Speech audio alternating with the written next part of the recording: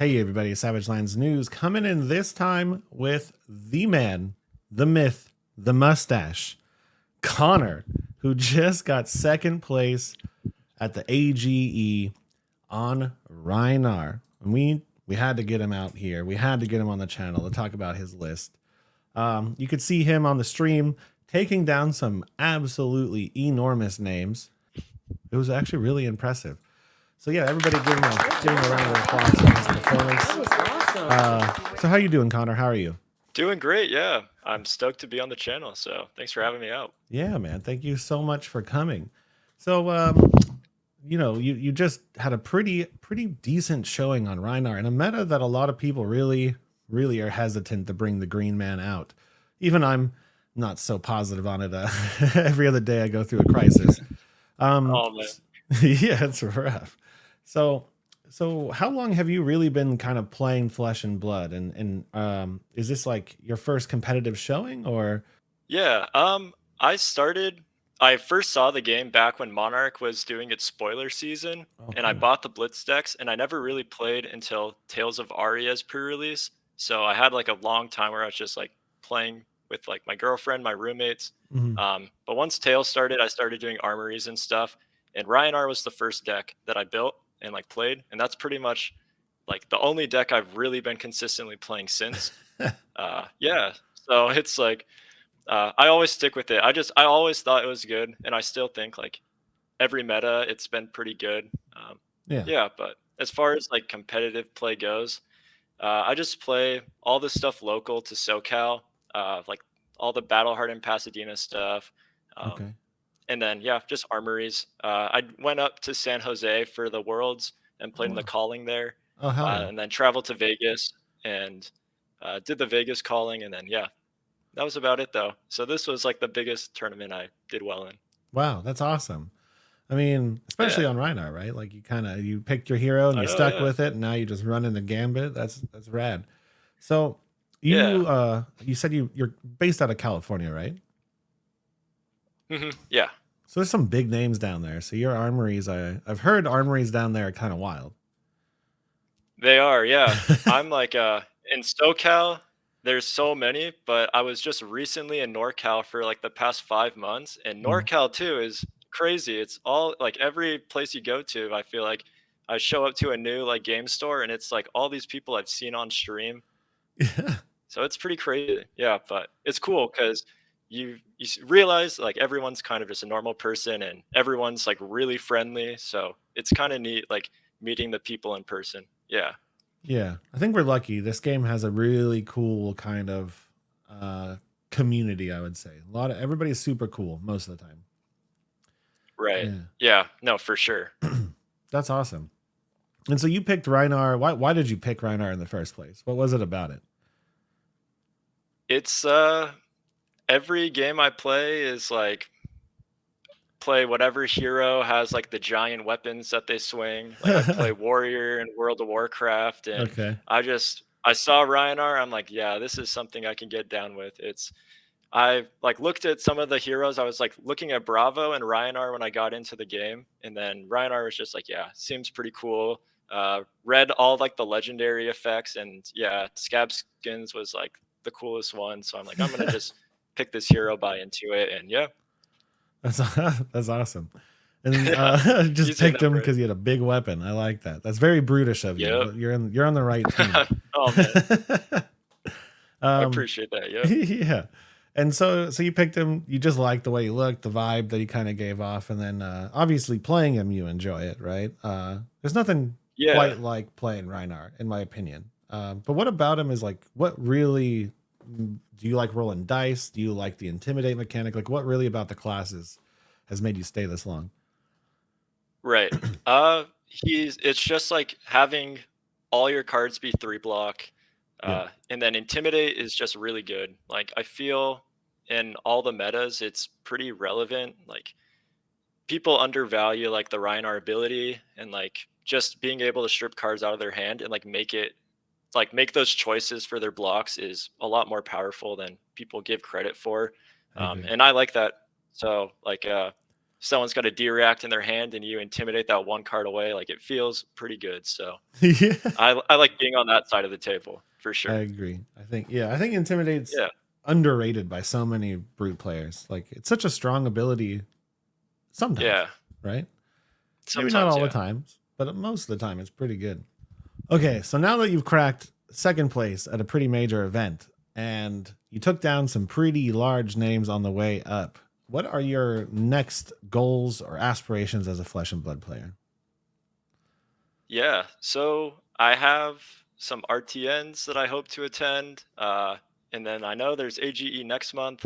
Oh, I saw I'm like 16th on the rankings, so I want to keep those points. hell yeah. Hopefully we can do well the next one. Battle Hard in LA, and that's pretty much it for the foreseeable future. I think I'm going to be at Still, yeah, just an armory dude. So yeah, I think I'm going to be at the Battle Hardened, so we're going to have to hang out. Uh really, yeah, yeah, I think no, I'll be there. definitely. Yeah. Okay. I I plan on playing the same deck or similar, so Okay.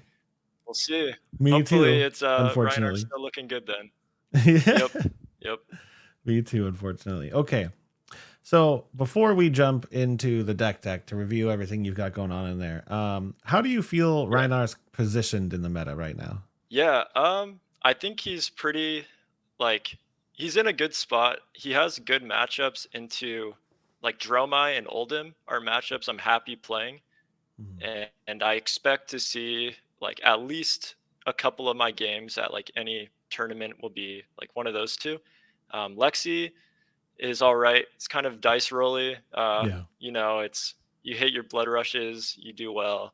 Mm. Same with like Katsu and stuff. It kind of just it's not. I wouldn't say it's like a dice roll, but it definitely pays off if you hit your blood rushes early. And for that reason, I think it's all right. Um, there's a lot of other matchups that I feel like would be like there's even less stuff that you can do to like make it better. So considering everything, I think it's all right. I'd put him like a solid, uh, like solid the bottom of A. Like if I had to Okay. tier this, but Wow. I've been putting him there for a while, so I always think he's pretty good. Okay. It'd be a different story if there was like yeah, if Oldhim and Dromai weren't as prevalent and it was like Fies and Katsus and Lexis, like maybe I'd think about something else. But uh, as long as like Ice is kind of keeping those crazy aggro decks back, and I could kind of deal with what I have now. Yeah, Okay. That's awesome. And then the final question is how yeah. long you've been working on that glorious mustache? Oh man, longer than I would like to admit. I I I have had this mustache as long as I've been playing Flesh and Blood. We'll say That's that. So awesome. everyone that I've been playing with hasn't seen me without it. Yeah. Okay. Let's jump Oh into man, that yeah. deck tech. Let's do it. All right, let's do it. Okay, so we have his list right here on the screen in front of us, and we will be putting in the description below, so you guys can all give it a test run at home. But yeah, really interesting list. I have a lot of questions, but you want to maybe start us off with equipment and why you chose these pieces of equipment? Yeah, no, for sure. Um, Crown of Providence is just an amazing helmet. It's kind of like the default for heroes that don't have like a class helmet already. Um, I just throw it in there pretty much in every matchup except when you need high AB. Hmm. And then for that, we have Skullhorn in the sideboard. But Tunic, that's also just the default. Rhinar has a lot of hands where you can do pitch a blue, use a 2-cost attack, Tunic for another 2-cost. So it Hmm. works out well. Tunic is a lot of value. Um, Gambler's Glove is just our insurance for scabs. I can't live without it. I will usually never roll scab skins if I don't have gamblers up Yeah. because I roll ones that many times. It's just Yeah. like the second gamblers is gone, if I roll those dice, it's going to be a one. Like and That's then how it works. claws. Oh yeah, no, every single time. Claws is uh I think it's like needed for these matchups that you have to race. It's really hard. Like I am a true like club gamer. I used to only be on club, but we're like at this point now ever since Phi where it's kind of hard to race without it. You Mm. kind of need to push your Blood Rush turns to 18 damage at least to Yeah. be able to like make up for all the points of value you're missing from like the value that their cards give. Yeah. And so Claws is just, yeah, now the only weapon I'm using. It's pretty much used in every matchup anyways at this point, or Yeah. with this list at least. And then Scabs is Scabs. You can't play Rhinar without it. It's the Yeah. greatest thing ever. It is our Yeah. best and worst enemy as a Rhinar player. It's why our Hmm. cards are not good, but but it lets us do some crazy stuff. And okay, I did see these two down here as well, Absolutely, right? yeah. So Right, yeah. So good. cross straps, and yeah, this is the one I wasn't sold on it originally. And it wasn't until like I was testing into this like new fuseless Lexi list where Mm, it's, they're going to be doing like 445, something like that every single turn. And mm, it's just hard to keep up. Like you can't be blocking out and then like having like a blood rush whiff. It's you just fall too far behind. Like your first blood rush has to hit, has to be like as much damage as you can possibly push. mm. Otherwise, like I feel like you're never going to be able to catch up. Um, so Heart and Cross Strap just like guarantees that whichever blood rush you're whiffing is going to at least do 18 damage. Yeah. Um, Hopefully you can hit one blood rush early, like one mid game or two early, and like the game just feels a lot smoother. It But does. cross Yeah. strap, yeah, it's also like nice when you are really behind. Like cross strapping a CNC on a one card hand, it can save you like a lot of breathing room. And if you already have your blood rush in arsenal or something else, like cross strapping a CNC or something is like the breathing room you need to like claw yourself back in. So Yeah. Okay. it's pretty like versatile, but those aggro matchups, it feels like it's not necessary, but it helps a lot. Um, I Otherwise, it's agree. just Tunic has a lot of value over the game. Yeah. Yeah, makes a lot of sense, right? Yeah, I pivoted to Mhm. this last season with Phi most of the time, just trying to find any way Right. to find value, right? And I'm Hmm. assuming Exactly. Null Rune is just for Viscerai and Wizards, right? Right. Yeah. Nolrune, I'll play.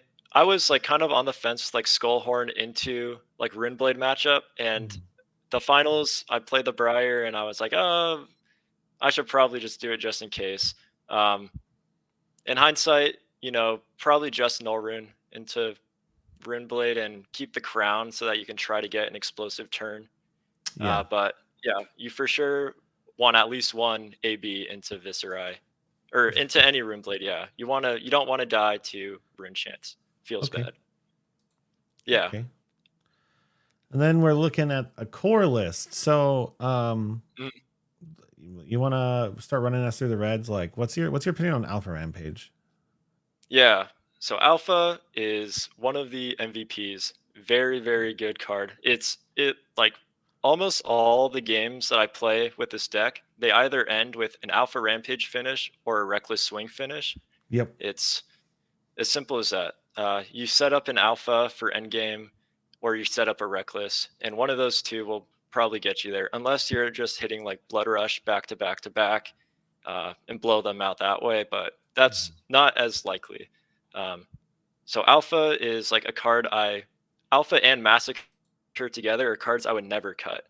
Uh, Really? they really help in the ultimate matchup as well. Yeah, I'm completely sold. I've had games like my quarterfinals game against the Katsu. I set up an alpha and just basically traded like two cards for two cards um, until I drew a hand with a massacre and a blue, so that I Mhm. can finish the game with just a triple intimidate alpha.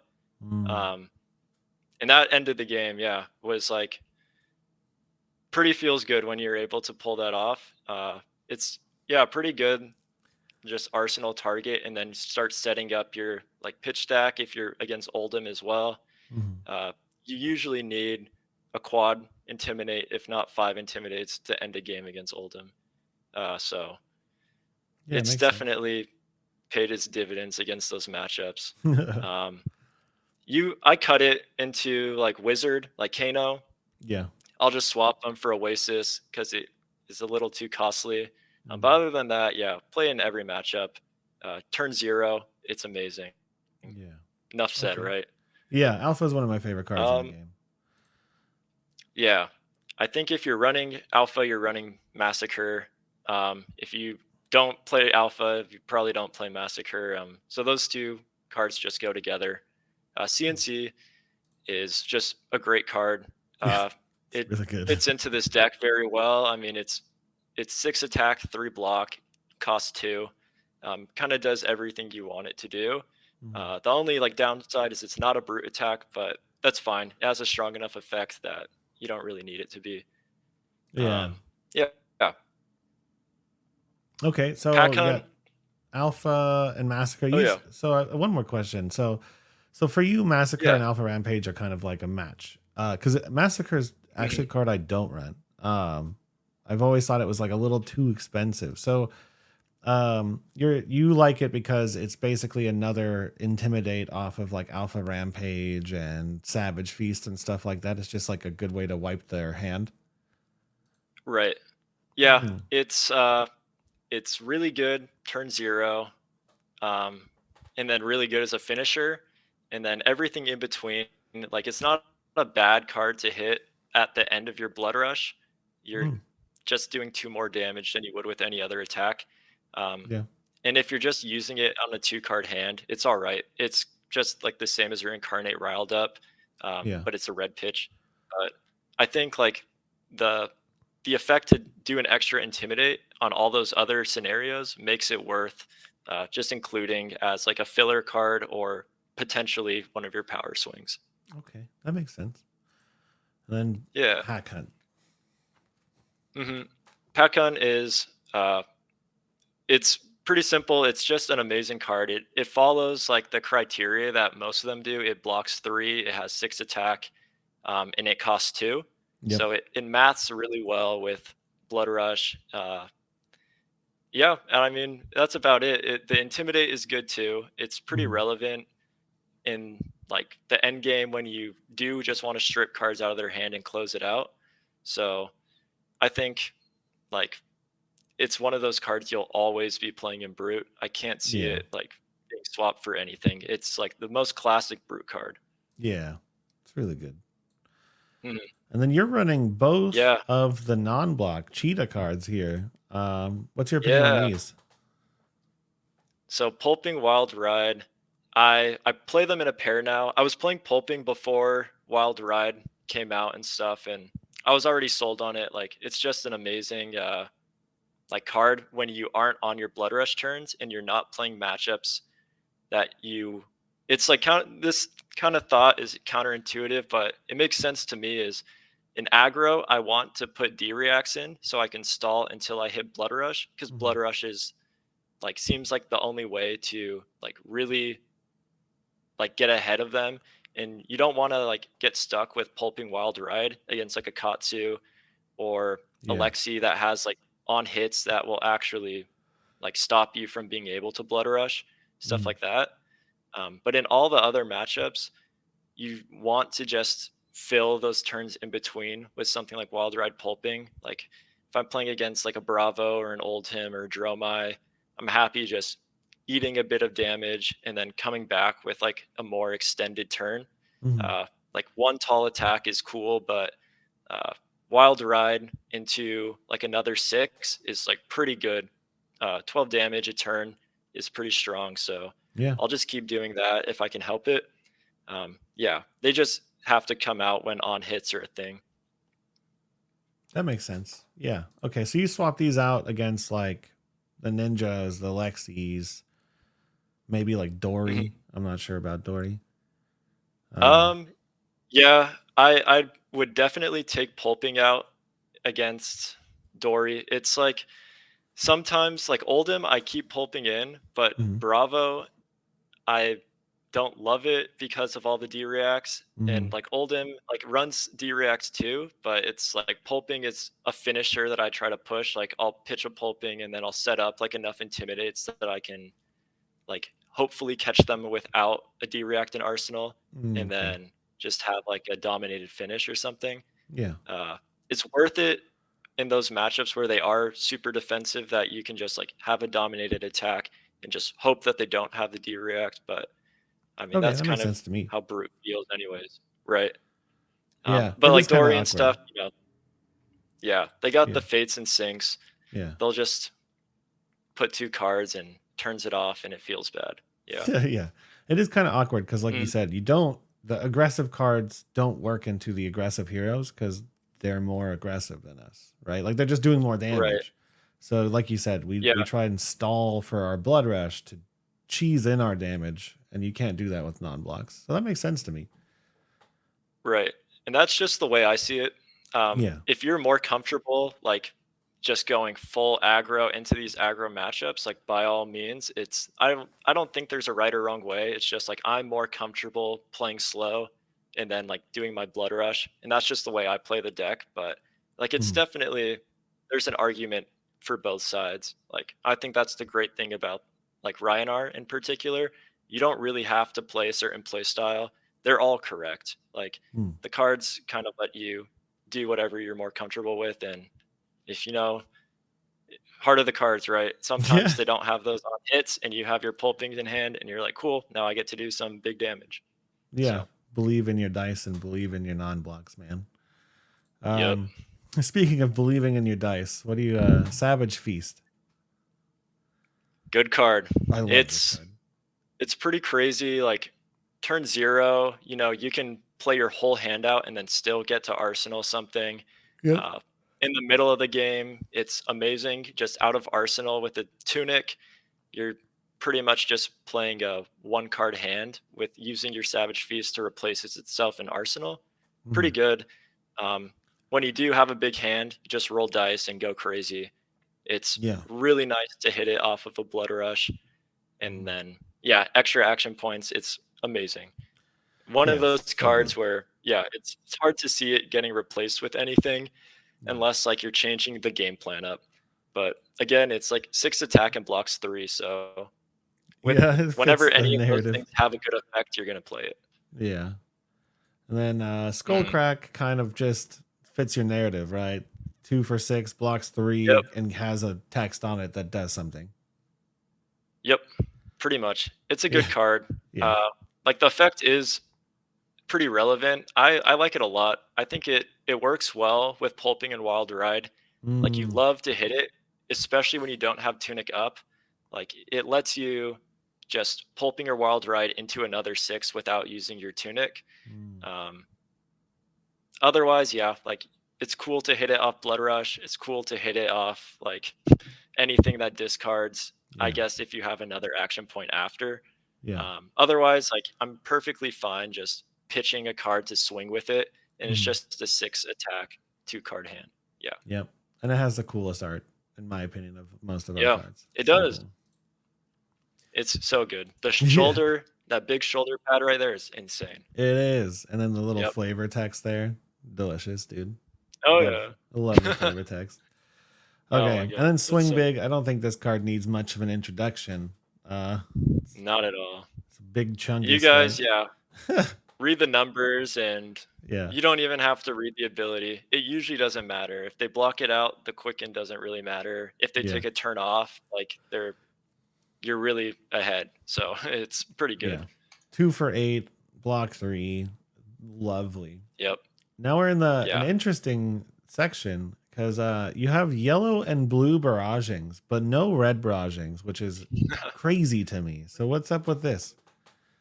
Yeah, I used to be running red barraging.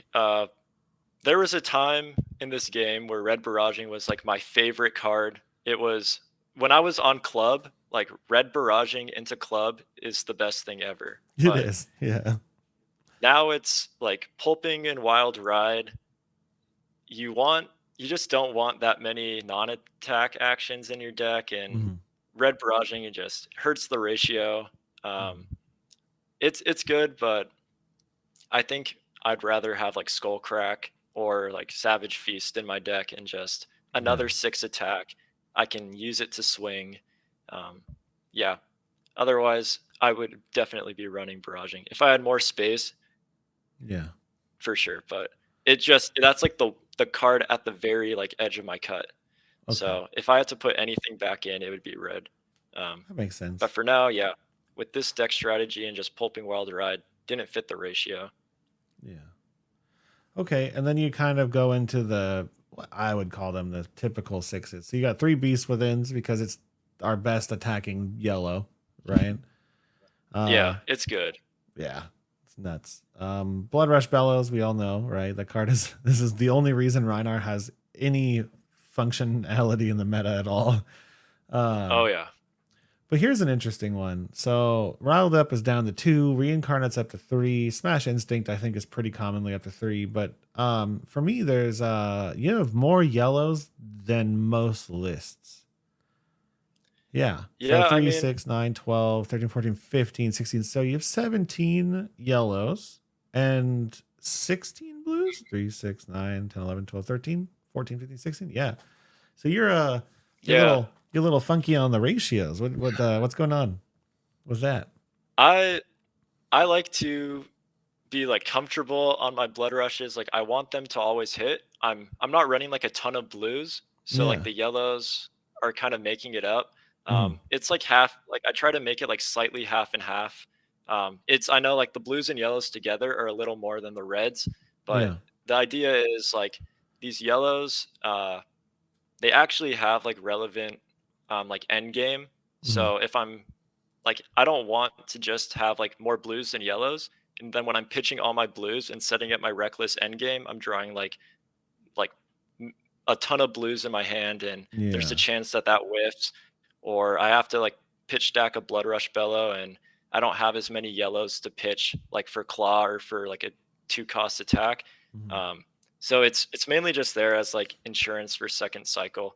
I think like you'd rather, yeah, be pitching yellows for second cycle than reds anyways, and that's how you're setting up like a reckless finish or Yeah. like a blood rush finish. Yeah. Okay.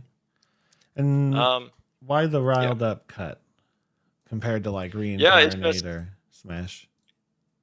I just like to reincarnate a little bit better than riled up. Smash Instinct is like the first, so like Beast Within and Blood Rush Bellow go in always. Yep. Smash Instinct is like the next card in line, I and agree. then Riled Up and Reincarnate were like the two cards that could have been like any of the yellow sixes.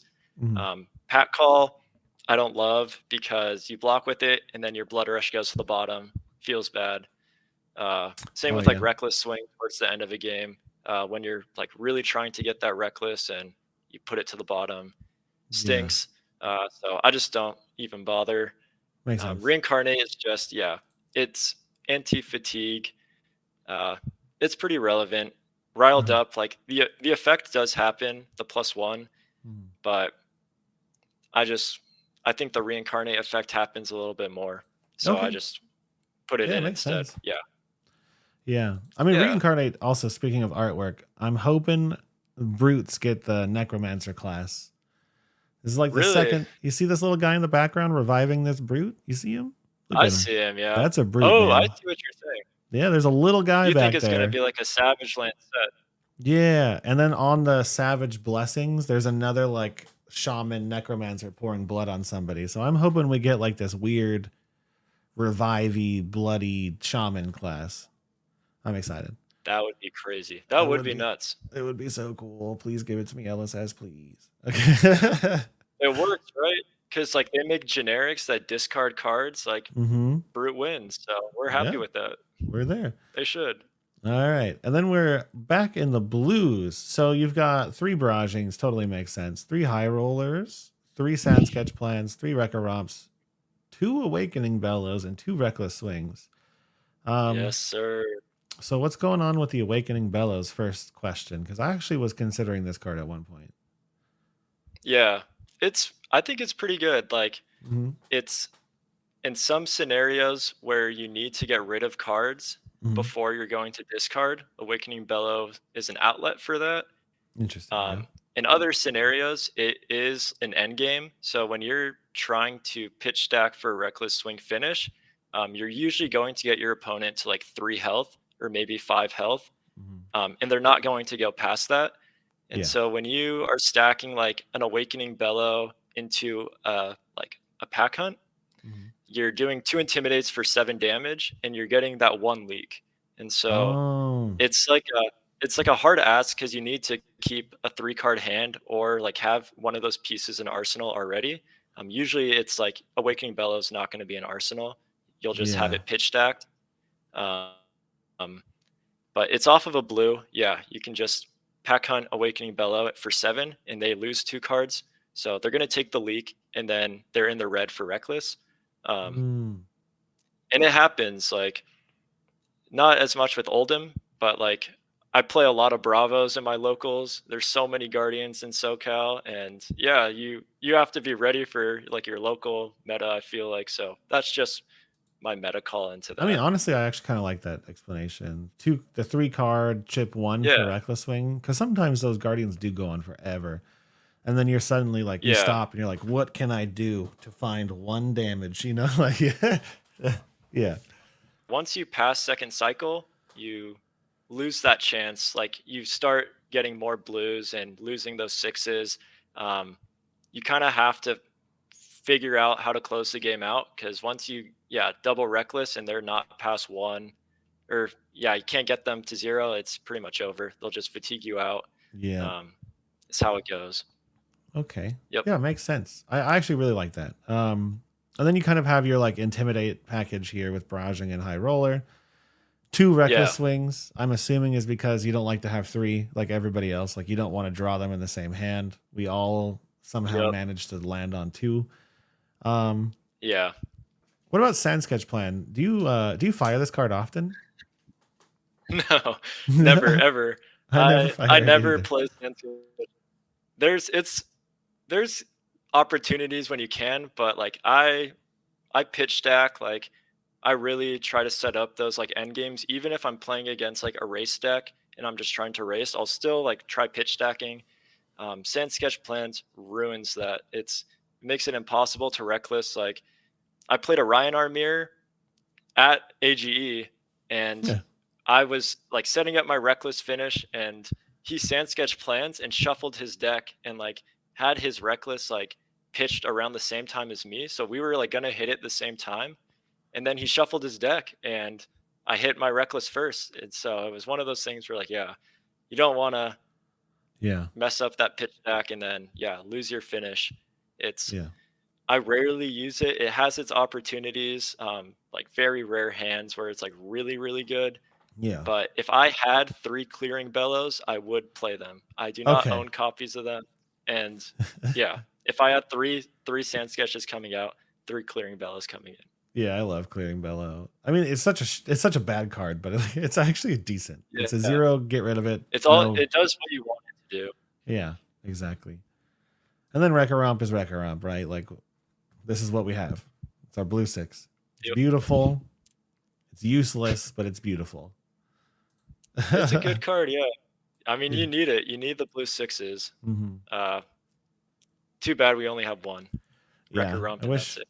I would take even like one more. Give me like a specialization or something, please. For real, Um, yeah. Even a legendary. yeah, make it a legendary. Give me one more. Just give me just a tiny percent of increase. All right. Yep. Now we're in the sideboard. So I saw this card and I was immediately curious. I have an idea. Like, is this Codex tech? What is this? But what's the down and dirty for? Yeah, it's going in for matchups that play Codex. I'll Mm, put it into Dromai too. I'll take out 1 pulping, just because pulping isn't a popper. yep. And other than that, yeah, it's for Codex. Against Assassin, it like blocks those 4 breakpoints when you're down to like 1 card left in hand, and Mhm, they're just gonna kill your arsenal anyways. Like, at least you can block it out, mhm. save that point of health. Other than that, like, yeah, it's just those matchups want to race you down. This is just saving you HP. That's pretty much it. It's a 6, so you can discard it to effects. You can use it to attack. But yeah, Yeah.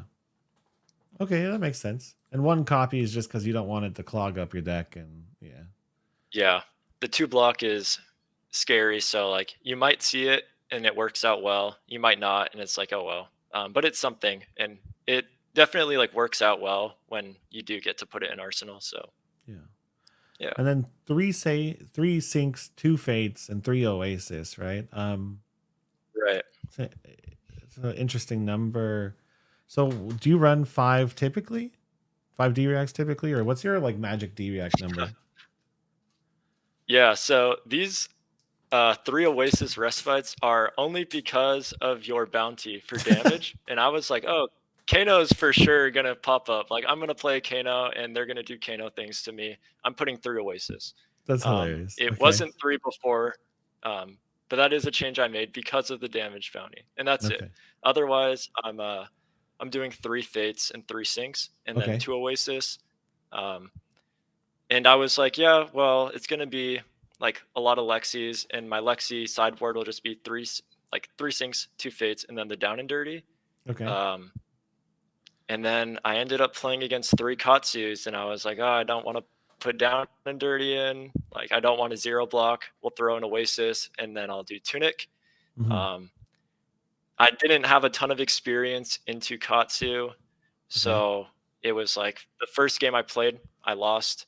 Um, and I was like, I need to race them. I'm gonna put in Hardened Cross Strap, but I kept the same sideboard, and then the Oasis was like really awkward. So Yeah. Okay. yeah, um, I think yeah, it's just gonna be three fates, three sinks. There's definitely cards I want to try out before I do any other events. Yeah. But yeah, it's interesting because Katsu is such a weird matchup. Yeah. Katsu's a hard hero too. Um, like it's hard hero to play against because like half of their toolkit is bluffing. Like, do they Yeah, natty have the combo? Do you need to block? Like all of those kind of guesses that they make you do every turn is very hard. yeah, Yeah. yeah. They all run their own flavor. So some have like razor reflex, and it's Yeah. just so hard to know like what you should be using and what not to. Yeah. Yeah. Okay, that makes sense. And then the final card is Arg Smash, one of my favorite cards in the game. You run in two of them. Yeah. Only two. I played against Dash, and I was playing it into Icelander. They don't have Amulet now, Yeah. so maybe not. Um, I think there's an argument to play into Kano as well, though. Yeah, Uh, flick those little if deja if repots. yeah, exactly. If they set up quick, you can just force them to either do their combo now Mhm. or lose all their pots, or I don't know, run the gamble of you not hitting a big number on the smash. Yeah, yeah. I think it's good enough that you can get them to pop all of their e-pots, and that might be Yeah, worth they can panic, running right? it. Yeah.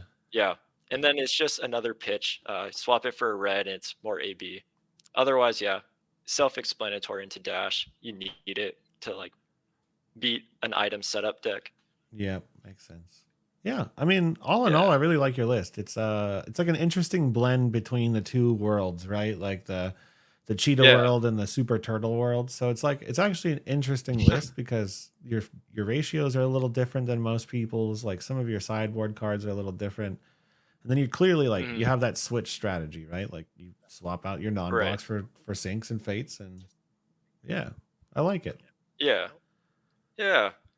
This is like I rarely change my deck from like when I started playing. So this is like pretty much the same idea as like the Rhinar list that I've been like used forever. Like once pulping came out, like pulping just went straight into the deck, but it's pretty much the same, yeah. Like breakneck battery used to be where pulping is, and Mm. wild ride used to be red barraging beatdowns. Otherwise, yeah, this is pretty standard. Yeah. I mean, yeah, that's awesome, man. You did real well. Piloting like a Thank you. nice, solid, fair Reinhard deck, right? So that's cool. You should be Yeah, pretty proud of that, man. thank you. I appreciate that. No, yeah, Yeah. I'm stoked. Well, I'm hoping that when I go down to California to play in y'all's bar at Battle Harden, we can hang out, get a beer, hopefully, something like that. Absolutely, yeah. I'd Yeah. love to do that. Yeah, and thanks so much for having Dang, or coming on the channel, right? Thank you so much. I really appreciate it. I love talking Ryan R. Your list is really interesting. You're a really, really cool guy. So you know, let's take it to the battle harden and then we'll be playing each other in top eight let's finals. do it. Rhinar versus Rhinar, right? Everyone, yeah. I'll Yeah. say it now. Everyone bring Ryan our this is the event. We're gonna have that 20% Rhinar show up. Oh Gotta do no, it. they're gonna just nuke each other with the mirrors. Yep. Okay, Just confused everyone. Everyone's like, oh, maybe Rhinar is S tier. maybe he's good. We've been All saying right. it. Yeah. Thank you so much, man. I appreciate it a lot. For all of you who Yeah. hung out this long, thank you so much. Have a great day.